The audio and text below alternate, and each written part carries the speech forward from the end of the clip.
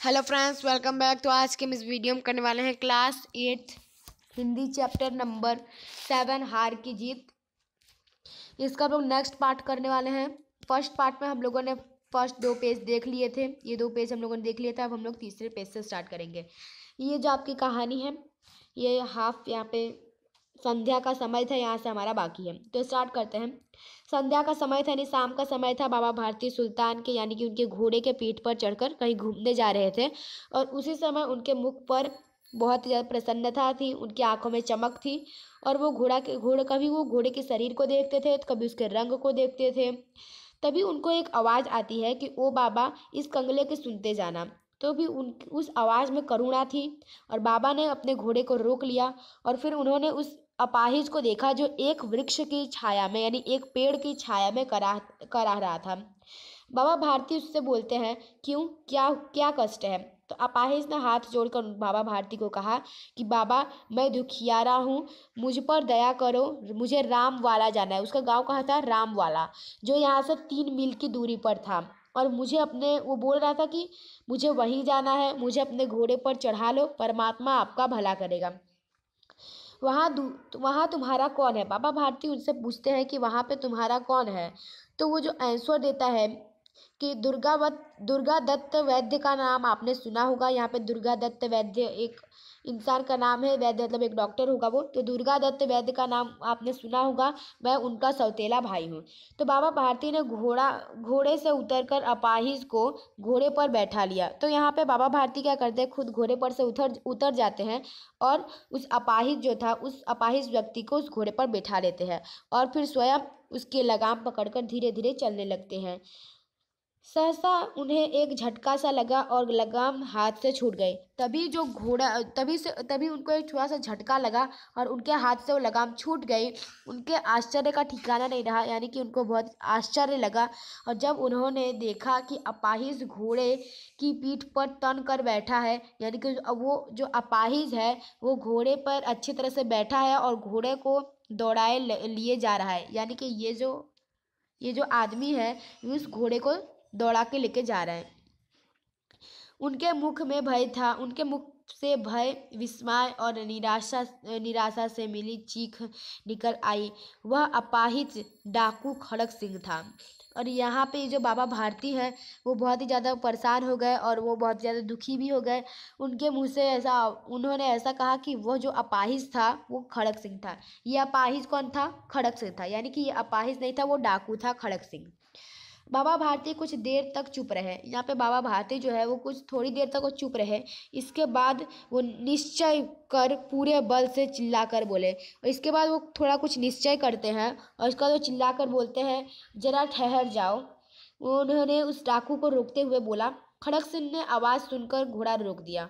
यहाँ पे जो खड़क सिंह है उसने अपना घोड़ा रोक लिया। उसकी गर्दन पर प्यार से हाथ फेरते हुए कहा, बाबा जी, यह घोड़ा अब न दूंगा। ये जो डाकू है उसने इस घोड़े को रोक लिया और उसके हाथ में प्यार से सर फेरता है और फिर ये बाबा भारती को बोलता है कि बाबा जी, अब मैं आपको यह घोड़ा न दूंगा, मगर एक बात सुनते जाना। यहाँ पे बाबा भारती उसको बोलते हैं, लेकिन एक बात सुनते जाओ। खड़क सिंह ठहर गया, खड़क सिंह रुक गया। बाबा भारती ने निकट जाकर उसकी ओर ऐसी आंखों से देखी जैसे बकरा कसाई की ओर देखता है। फिर कहा, यह घोड़ा तुम्हारा हो चुका, मैं तुमसे इसे वापस करने के लिए नहीं कहूँगा, परंतु खड़क सिंह केवल एक प्रार्थना करता हूँ, उसे अस्वीकार न करना, नहीं तो मेरा दिल टूट जाएगा। यहाँ पे बाबा भारती उस खड़क सिंह से कहते हैं कि तुम इस घोड़े को कभी भी अस्वीकार मत करना, नहीं तो मेरा दिल टूट जाएगा। बाबा जी, आज्ञा कीजिए, मैं आपका दास हूँ, केवल यह घोड़ा नहीं दूंगा। तो यहाँ पे जो खड़क सिंह है वो बोलता है कि बाबा जी, आप आज्ञा कीजिए, लेकिन मैं आपका ही दास हूँ, लेकिन मैं आपको ये घोड़ा नहीं दूंगा। अब घोड़ा का नाम न लो। यहाँ पे बाबा भारती बोलते हैं कि अब घोड़े का नाम मत लो, उसके विषय में मुझे कुछ मत बोलो। मेरी प्रार्थना केवल यही है कि इस घटना को किसी के सामने प्रकट मत करना। खड़क सिंह का मुंह आश्चर्य से खुला रह गया। अब यहाँ पे खड़क सिंह जो है वो आश्चर्यचकित हो गया और वो विचार करने लगा कि उसे घोड़ा को लेकर यहाँ से भागना पड़ेगा। परंतु बाबा भारती ने स्वयं उससे कहा कि इस घटना को किसी के सामने प्रकट न करना। इसका क्या अर्थ हो सकता है? उसने ऐसा सोचा, इसे क्या प्रयोजन सिद्ध हो सकता है?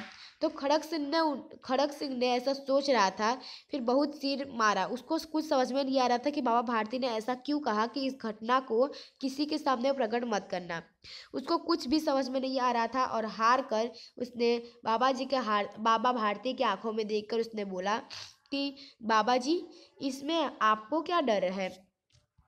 तो फिर बाबा भारती ने सुनकर बोला कि लोगों को अगर इस घटना का पता चल गया तो वे किसी गरीब का विश्वास न करेंगे। वह यह कहते कहते उन्होंने सुल्तान की ओर से इस तरह मुंह मोड़ लिया जैसे उनका कोई संबंध ही नहीं रहा हो। बाबा भारती चले गए। अब यहाँ पर उन्होंने उत्तर दिया है कि तुम इस घटना को किसी के सामने इसलिए मत रखना क्योंकि अगर उनको इस घटना के बारे में पता चलेगा तो वो कभी भी किसी भी गरीब के ऊपर विश्वास नहीं करेंगे। और इसके बाद इतना कहकर वो सुल्तान की तरफ से मुंह फेर लेते हैं और उससे संबंध तोड़ देते हैं। सॉरी, संबंध नहीं तोड़ते, ऐसा लगता है कि उनसे कोई संबंध ही नहीं था उस घोड़े से।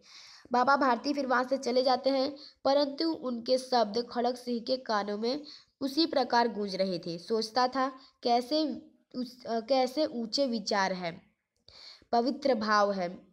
उन्हें इस घोड़े से प्रेम था। ऐसा खड़ग सिंह अपने मन में सोच रहा है कि उन्हें बाबा भारती को इस घोड़े से प्रेम था। इसे देखकर उनका मुख फूल की नाई खिल जाती थी। यानी कि जब बाबा भारती इस घोड़े को देखते थे तो बहुत ही ज़्यादा प्रसन्न होते थे। कहते थे इसके बिना वह नहीं जी सकेंगे, यानी कि वो नहीं रह सकेंगे। इसकी रखवाली में उन्होंने कई रात नहीं सोए थे। भजन भक्ति न कर वो उसकी रखवाली में उन्होंने भजन भक्ति कुछ नहीं किया था, सिर्फ उसकी रखवाली पर ध्यान दिया था। लेकिन आज उनके मुख पर दुख की रेखा तक दिखाई नहीं पड़ती है, क्योंकि आज खड़ग सिंह ने उनका घोड़ा चुरा लिया था। इसलिए बाबा भारती बहुत दुखी हो गए थे। उन्हें केवल यह ख्याल था कि कहीं लोग गरीब पर विश्वास करना न छोड़ दे। ऐसा मनुष्य नहीं, देवता है। और तब भी उनको वह घोड़ा इतना प्रिय था, तब भी उन्होंने उस घोड़े को उसको दिया और फिर बोला कि उनको गरीबों की चिंता है, जिससे किसी को गरीबों से विश्वास न उठ जाए। तो फिर यहाँ पे खड़ग सिंह ऐसा बोलता है कि जो बाबा भारती वो मनुष्य नहीं थे, वो देवता थे जो गरीबों के बारे में सोचते हैं। रात्रि के अंधकार में खड़ग सिंह बाबा भारती के मंदिर में पहुंचे। अब यहाँ पे जब रात हो जाती है तो खड़ग सिंह जो है वो बाबा भारती के मंदिर में पहुंचता है जहाँ बाबा भारती रहते थे। चोरों चोरों और चारों ओर सन्नाटा थी, यानी कि चारों ओर रात थी, यानी आधी रात होगी तो चारों ओर एकदम शांति थी। आकाश में तारे टिमटिमा रहे थे। थोड़ी दूर पर गांव के कुत्ते भौंक रहे थे। वहीं से थोड़ी दूर गांव के कुत्ते भौंक रहे थे और मंदिर के अंदर कोई शब्द सुनाई नहीं देती थे, यानी कि मंदिर के अंदर कुछ भी नहीं सुनाई दे रहा था। खड़ग सिंह सुल्तान की बात पकड़े हुए थे। वह धीरे धीरे अस्तबल के फाटक पर पहुंचा। फाटक खुला पड़ा था। किसी समय वहां बाबा भारती स्वयं लाठी लेकर पहरा देते थे, परंतु आज उन्हें किसी चोरी किसी डाके का भय नहीं था। खड़ग सिंह ने आगे बढ़कर सुल्तान को उसके स्थान पर बांध दिया और बाहर निकलकर सावधान से फाटवे बंद कर दी। इस समय उसकी आंखों में नेकी के आंसू थे। इसमें आपको बताया जा रहा है कि रात का समय था, बाबा भारती सो रहे थे, चारों ओर सन्नाटा था और इसका वो उनका जो घोड़ा था सुल्तान, उसको उसके घर में अस्तबल में रखने आए थे। यानी कि वो उसने जो चोरी किया था, वो जो घोड़ा है उसको अस्तबल में रखने आया था और वो सोच रहा था कि कभी यहाँ पे बाबा भारती अपनी लाठी लेकर स्वयं इस घोड़े की सुरक्षा करते थे। और इस तरह से उसने उस घोड़े को उसकी जगह पे रख दिया और इसके बाद वो उसकी आंख में से आंसू आने लगे और वो नेकी के आंसू थे, यानी कि अच्छाई के आंसू थे। रात्रि का तीसरा पहर बीत चुका था। यानी कि सुबह होने वाली थी। चौथा पहर आरंभ होते ही बाबा भारती ने अपनी कुटिया से बाहर निकल ठंडे जल से स्नान किया। और जैसे ही 4 या 5 बजे होंगे, बाबा भारती अपनी कुटिया में से बाहर निकले और ठंडे जल से उन्होंने स्नान किया। उसके पश्चात इस प्रकार जैसे कोई स्वप्न में चल रहे हो। इसके बाद वो अपने घोड़े के स्वप्न मतलब अपने घोड़े के बारे में सोचते सोचते उनके पाँव खुद ही अस्तबल की ओर बढ़े, यानी कि जहाँ पे घोड़ा रहता था। परंतु फाटक पर पहुंचकर उनको अपनी भूल प्रतीत हुए। जैसे ही वो उस अस्तबल के दरवाजे तक पहुंचे, उनको पता चला कि उनका उनका जो घोड़ा था वो तो डाकू खड़क सिंह ले गया था। और साथ ही घोर निराशा से पाँव को मन भर का बिना बना दिया पांव अस्तबल की ओर बढ़े। परंतु फाटक पर पहुंचकर उनको अपनी भूल का प्रतीत हुआ, तो साथ ही घोर निराशा में पांवों को मन भर का बना दिया, वे वहीं रुक गए। और यहाँ पे क्या होता है, जब वो अस्तबल के दरवाजे पर जाते हैं तो उनको ऐसा होता है कि अब घोड़ा उनका नहीं रहा, क्योंकि वो घोड़ा खड़क सिंह के पास चला गया था। और घोड़े ने अपने स्वामी के पाँवों की चाप को पहचान लिया और जोर से हिनहिनाया। जैसे कि आपको पता है, जानवर जो है वो बहुत ही ज़्यादा वफादार होते हैं, उसी तरह से घोड़ा जो है वो अपने गुर बाबा भारती के जो पाँव के जो आवाज़ है वो पहचान देता है और वो जोर से हिनहिनाता है। अब बाबा भारती आश्चर्य और प्रसन्नता से दौड़ते हैं और दौड़ते हुए अंदर घुसे और अपने प्यारे घोड़े को गले से लिपट लिया। इस प्रकार रोने लगे, मानो कोई पिता बहुत दिन के बिछड़े हुए पुत्र से मिल रहा हो। बार बार उसके पीठ पर हाथ फेरते, बार बार उसके मुख पर थपकियां देते। फिर वे संतोष से बोले, अब कोई गरीबों की सहायता से मुंह नहीं मोड़ेगा। तो यहाँ पे ये आपका चैप्टर ओवर होता है और लास्ट में यही होता है कि बाबा भारती को उनका घोड़ा वापस से मिल जाता है और वो अपने घोड़े को लेकर बहुत ही ज़्यादा प्रसन्न हो जाते हैं। तो इस कहानी में ज़्यादा कुछ नहीं था, इसमें यही था कि जो बाबा भारती होते हैं इसमें, और एक खड़क सिंह नाम का डाकू होता है और एक घोड़ा होता है। बाबा भारती का वो घोड़ा होता है जिसका नाम सुल्तान होता है। बाबा भारती उसको प्यार से रखते थे। एक दिन खड़क सिंह ने उस घोड़े को ले जाने का उनको कहा और एक दिन वो जो चोर है खड़क सिंह, वो उसको लेके चला जाता है। बाबा भारती जो है बहुत दुखी हो जाते हैं। फिर इसके बाद उनको लास्ट में उस चोर को अपना पश्चाताप हो जाता है और फिर वो वापस से उस घोड़े को उनको दे देता है, लौटा देता है। और बाबा भारती जो है वो लास्ट में वापस से अपने घोड़े को लेकर खुश हो जाते हैं। ठीक है, तो ये आपकी कहानी थी। और यहाँ पे ये है आपका शब्दार्थ और मुहावरे। शब्दार्थ हम लोग कर लेते हैं। करुणा मतलब होता है दया, कीर्ति मतलब होता है यश, प्रशंसा मतलब होता है तारीफ, विचित्र मतलब होता है अनोखा, अधीर मतलब होता है बेचैनी, उतावला, सहसा मतलब होता है अचानक, कंगाल मतलब होता है निधन, नेकी मतलब होता है भलाई, कुख्यात मतलब होता है बदनाम, चाप मतलब होता है पग, ध्वनि, घृणा मतलब होता है नफरत, अभिलाषा मतलब होता है इच्छा, छवि मतलब होता है चित्र तस्वीर, वायु वेगेन मतलब होता है हवा की गति, प्रतिक्षण का मतलब होता है हर पल, विस्मय का मतलब होता है आश्चर्य, प्रयोजन का मतलब होता है उद्देश्य, पंगला का मतलब होता है कंगाल, निर्धन, अपाहिज का मतलब होता है विकलांग, बांका मतलब होता है सुंदर और बहादुर, असबाब मतलब होता है वस्तु सामान, अस्तबल मतलब होता है तबेला जहाँ पे घोड़े रखे जाते हैं, घुड़साल, खरहरा मतलब होता है वह कंधी या बरुस जिससे घोड़े को रोए साफ किए जाते हैं।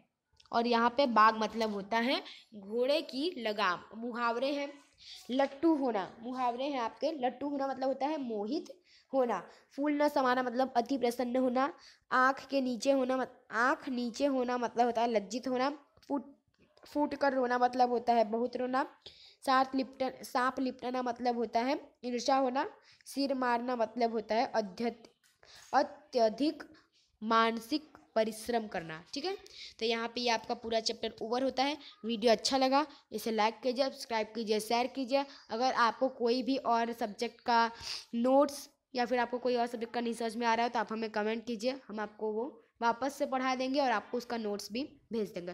तो मेरे चैनल में जय हिंद जय भारत।